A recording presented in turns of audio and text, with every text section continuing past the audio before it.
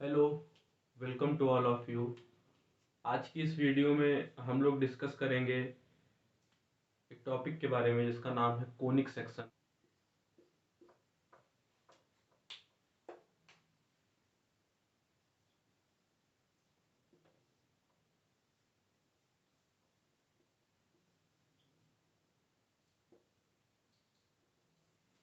आज इस टॉपिक के बारे में डिस्कशन करेंगे। कोनिक सेक्शन में बेसिकली हम लोगों को कोनिक सेक्शन कुछ नहीं होता है, कर्व होते हैं। इन कर्व के बारे में हम लोगों को पढ़ना है। इसमें चार तरीके के जो कर्व है वो आपके सिलेबस में है। इलिप्स, पैराबोला, हाइपरबोला और सर्कल। ये चार तरीके के कर्व हैं, लोग इनको हमें पढ़ना है। लेकिन बेसिकली ये कर्व आए कहाँ से, कोनिक सेक्शन क्या है, इसको जानते हैं। इसको जानने से पहले देखिए हम लोग क्या करते हैं। सबसे पहले एक सपोज करिए एक लाइन लेते हैं। मान लेते हैं कि एल ये कोई एक वर्टिकल लाइन है हमारी। ये कोई वर्टिकल लाइन है, इसको हम नाम दे देते हैं एल। ये एल हमारी कोई वर्टिकल लाइन है। एक हम लाइन इंटरसेक्टिंग लाइन लेते हैं जो इस वर्टिकल लाइन को वर्टेक्स वी पे इंटरसेक्ट करती है। वी ले लेते हैं, जो वी है ये हमारी क्या है, ये हमारी एक इंटरसेक्टिंग लाइन है। ठीक है ना। इंटरसेक्टिंग लाइन और वर्टिकल लाइन, इन दोनों के बीच के एंगल को हम क्या लेते हैं, इसको अल्फा कंसीडर कर लेते हैं। अब हम क्या करते हैं, इस इंटरसेक्टिंग लाइन को इस तरीके से घुमाते हैं, इस तरीके से रोटेट करते हैं, ये अल्फा एंगल क्या रहे, ये अल्फा एंगल कांस्टेंट रहे। तो देखिए ये कुछ इस तरीके से बन जाएगा जब इसको हम रोटेट करेंगे।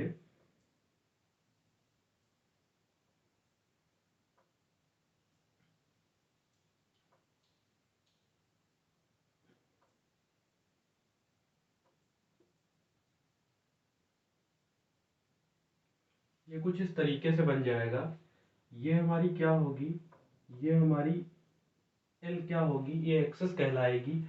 और ये हमारा क्या हो जाएगा, ये वर्टेक्स हो जाएगा। ठीक है ना। और जो ये एम जो इंटरसेक्टिंग लाइन थी, इसको हम एम कहेंगे। और क्या बोलते, ये जो एंगल होगा ये अल्फा एंगल होगा। ठीक है ना। अब देखिए हमने क्या किया, हम लोग अभी कुछ नहीं जानते, कोनिक सेक्शन को पढ़ रहे हैं। इसमें हम लोगों ने क्या किया कि एक वर्टिकल लाइन ली और एक इंटरसेक्टिंग लाइन ली, जो वर्टिकल लाइन को वी पे इंटरसेक्ट कर रही है। और जो वर्टिकल लाइन है और वो जो इंटरसेक्टिंग लाइन है उसके बीच का एंगल अल्फा है। हम लोगों ने क्या किया, इस इंटरसेक्टिंग जो लाइन है एम, इसको हमने इस तरीके से घुमा दिया, इस तरीके से रोटेट किया है कि जो है अल्फा एंगल है ना वो कांस्टेंट रहना चाहिए। तो देखिए ये कुछ इस तरीके से हमारा बन गया। ये क्या बन गया, जब इसको हम रोटेट करते हैं तो ये क्या बन गया, ये एक बन गया राइट सर्कुलर कोन। ये क्या बन गया, एक हमारा राइट सर्कुलर कोन। इस ये क्या हो गया, double napped right circular cone, double napped. ये हमारा double napped right circular cone बन गया। ये जो वर्टेक्स वी है ना, ये इस कोन को दो भागों में डिवाइड कर रहा है। इसको हम कहेंगे अपर नैप्ड, अपर नैप्ड। और ये जो होगी ना, ये होगी लोअर नैप्ड, लोअर नैप्ड। ठीक है ना। अब जो ये m है ना, जो ये m इंटरसेक्टिंग लाइन थी, इसी m को हम क्या कह देते हैं, इसी m को हम जनरेटर कह देते हैं। ठीक है ना। और ये जो हमारा v था, जिस जो ये v थी, इस v को हम वर्टेक्स कहेंगे। और ये l क्या हो गई, ये एक्सिस हो गई, क्योंकि इसी एक्सिस के अराउंड हमने क्या किया था, लाइन m को रोटेट किया। ठीक है ना। तो हमको क्या दे रहा है, हमको एक, जब हमने रोटेट किया तो वर्टेक्स से देखिए, वर्टेक्स ने क्या किया, कोन को दो भागों में डिवाइड कर दिया। ये हो गई अपर नैप्ड और ये हो गई लोअर नैप्ड। अभी हम कोनिक सेक्शन के बारे में कुछ नहीं जानते हैं, इतना हम लोगों ने सीख लिया। अब हम क्या करते हैं, अब इसी राइट सर्कुलर, इसी डबल नैप्ड राइट सर्कुलर कोन पे हम क्या करते हैं, प्लेन का इंटरसेक्शन कराते हैं। देखिए किस तरीके से कराएंगे, कुछ इस तरीके से।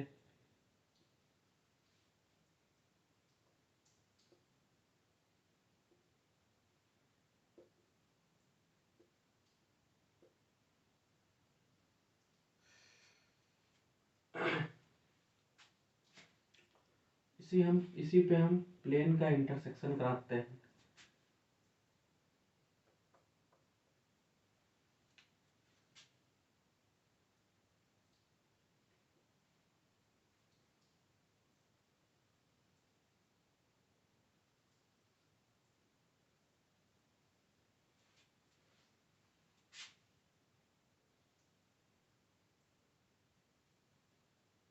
ये हमारा क्या है, ये हमारा प्लेन है।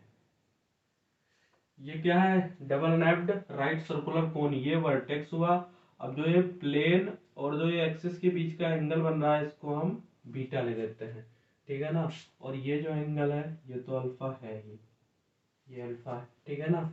ये हमारी एक्सिस एल है, ये एम है, ठीक है ना। अब हमने क्या कराया, एक प्लेन का इंटरसेक्शन करा दिया, किसके ऊपर, राइट सर्कुलर इसके ऊपर। अब जो जो हमारा कोनिक सेक्शन होता है ना, यही कोनिक सेक्शन होता है।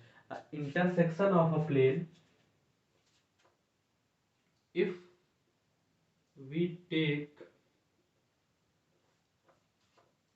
The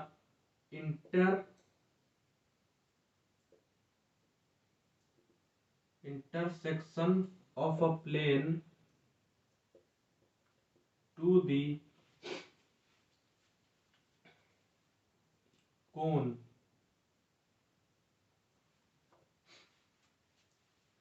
if we take the intersection of a plane to the cone, the section so obtained is called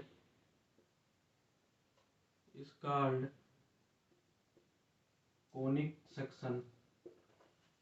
जो हम लोगों ने प्लेन का इंटरसेक्शन ले लिया ना कोन के साथ में, जो सेक्शन हमको मिलेगा ना वही क्या कहलाएगा, वही कोनिक सेक्शन कहलाता है। कोनिक सेक्शन कुछ नहीं होते हैं, कर्व होते हैं। ये कर्व कैसे मिलते हैं, जब हम किसी प्लेन का कोन पे इंटरसेक्शन कराते हैं, उसके बाद जो हमको कर्व मिलते हैं उन्हीं को हम कोनिक सेक्शन कहते हैं, ठीक है ना। अब देखिए, ये जो कर्व होते हैं, जो प्लेन होता है, डिफरेंट टाइप से प्लेन की पोजीशंस को अगर आप चेंज कर देंगे तो उनके इंटरसेक्टिंग पॉइंट चेंज हो जाएंगे।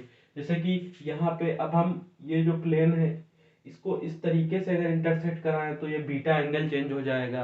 अल्फा तो कांस्टेंट रहेगा लेकिन बीटा चेंज होता रहेगा। तो इसी तरीके से हमको क्या मिलेंगे, हमको डिफरेंट टाइप के सेक्शंस यानी कि डिफरेंट टाइप के हमको कर्व मिल जाएंगे। अच्छा, लेकिन पॉसिबिलिटी केवल 3 ही है। ये हमारा क्या है, ये लोअर नैप है, ठीक है ना। अभी हम लोग जान चुके हैं ये लोअर नैप है।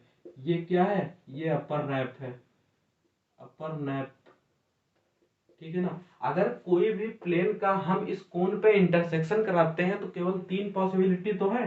पहली पॉसिबिलिटी है या तो वो अपर नैप पे इंटरसेक्ट करे, ठीक है ना, प्लेन को अपर नैप पे इंटरसेक्ट करा दीजिए कहीं भी। या तो क्या करिए आप, दूसरी पॉसिबिलिटी ये है कि प्लेन को लोअर नैप पे इंटरसेक्ट करा दीजिए। तीसरी पॉसिबिलिटी क्या है कि प्लेन जो है ना वो वर्टेक्स से इंटर करे, मतलब वर्टेक्स से इंटरसेक्ट करे। तो ये हमारी क्या हो गई, ये तीसरी पॉसिबिलिटी हो गई।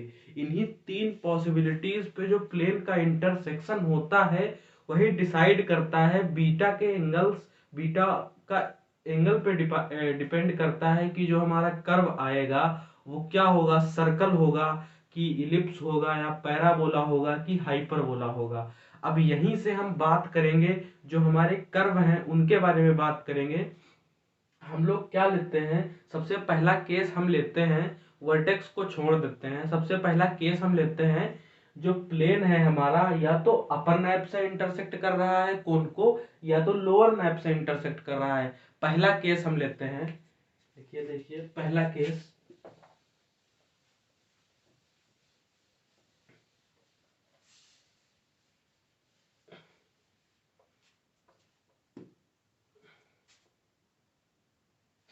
देखिए पहला पहला केस हम लेते हैं, व्हेन द प्लेन इज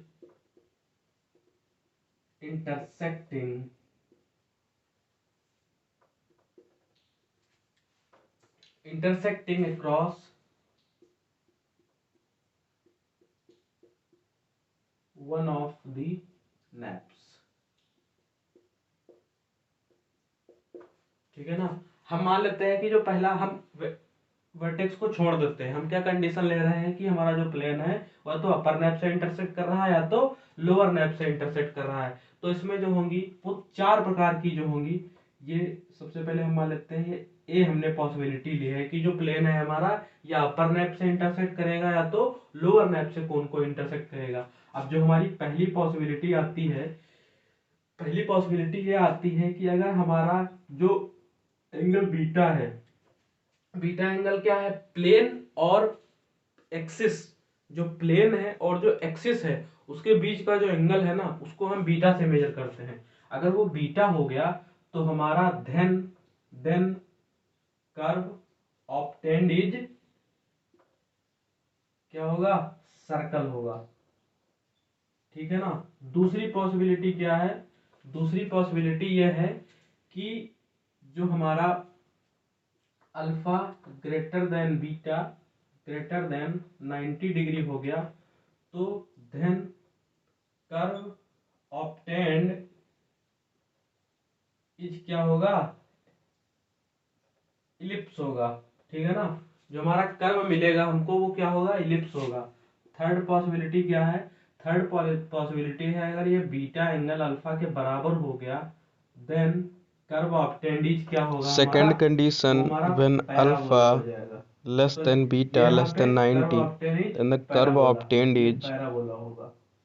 ये ellipse. क्या होगा, And third इलिप्स one, होगा। when beta equal to ठीक है ना। alpha, then the curve obtained is ये क्या होगा, इलिप्स parabola. होगा। लेकिन इन तीन कंडीशन में जो हमारा प्लेन होगा ना वो या तो अपर नैप को इंटरसेक्ट कर रहा होगा या तो लोअर नैप को इंटरसेक्ट कर रहा होगा। ऐसा नहीं होगा कि प्लेन जो है दोनों नैप को इंटरसेक्ट करे, ऐसा नहीं होगा। प्लेन या तो अपर नैप को इंटरसेक्ट कर रहा होगा या तो लोअर नैप को इंटरसेक्ट कर रहा हो। तो यहीं पे हम लिख लेते हैं in these above three conditions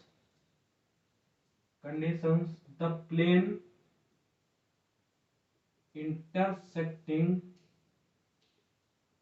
intersecting the cone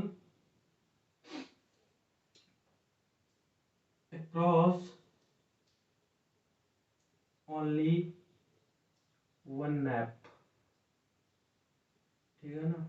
ये जो प्लेन हमारा है ये चौथी कंडीशन क्या आती है, चौथी जो कंडीशन होती है अगर हमारा एंगल जीरो ग्रेटर देन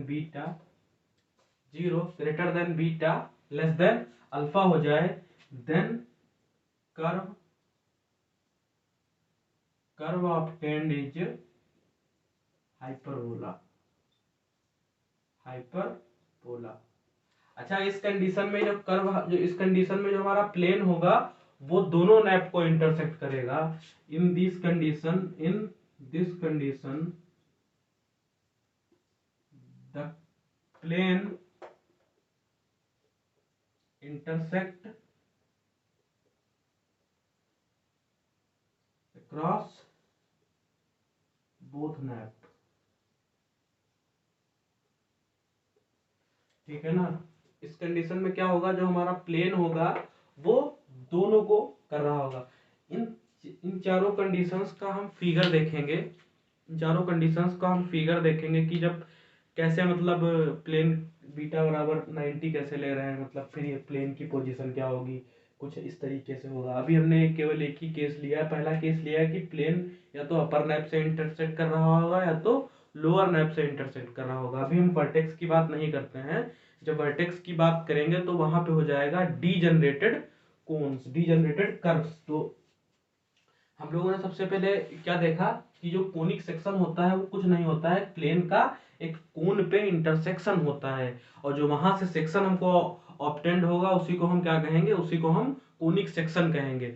अब जो कर्व हमको मिलेंगे ये कर्व टोटली बीटा और अल्फा के एंगल्स पे डिपेंड करते हैं। अगर हमारा जो प्लेन होगा वो इस तरीके से इंटरसेक्ट करे कि जो बीटा एंगल 90 हो जाए तो कर्व क्या होगा, सर्कल हो जाएगा। अगर यही अल्फा बीटा दोनों, alpha greater than beta less than alpha less than beta less then 90 हो जाए तो जो कर्व होगा वो हमारा क्या होगा, पैराबोला हो जाएगा। और अगर यही बीटा और अल्फा दोनों बराबर हो जाए तो हमारा क्या होगा, इलिप्स होगा। इन तीन कंडीशन में ये जो प्लेन है या तो अपर नैप को इंटरसेक्ट करेगा या तो लोअर नैप को इंटरसेक्ट करेगा, इन तीन कंडीशंस। लेकिन हाइपरबोला के केस में ऐसा नहीं होता है। हाइपरबोला के केस में ये जो प्लेन होता है ये दोनों नैप्स को इंटरसेक्ट करता है। जैसे कि यहाँ बताया गया है कि जीरो लेस और equal to B, zero greater और equal to beta, zero less और equal to beta less equal to sorry less than alpha. तो जो हमारा कर्व मिलेगा वो हाइपरबोला होगा। हाइपरबोला के केस में ये होता है। अब नेक्स्ट वीडियो में हम इनके आपको फिगर दिखाएंगे कि किस तरीके से इंटरसेक्ट कर रहा है।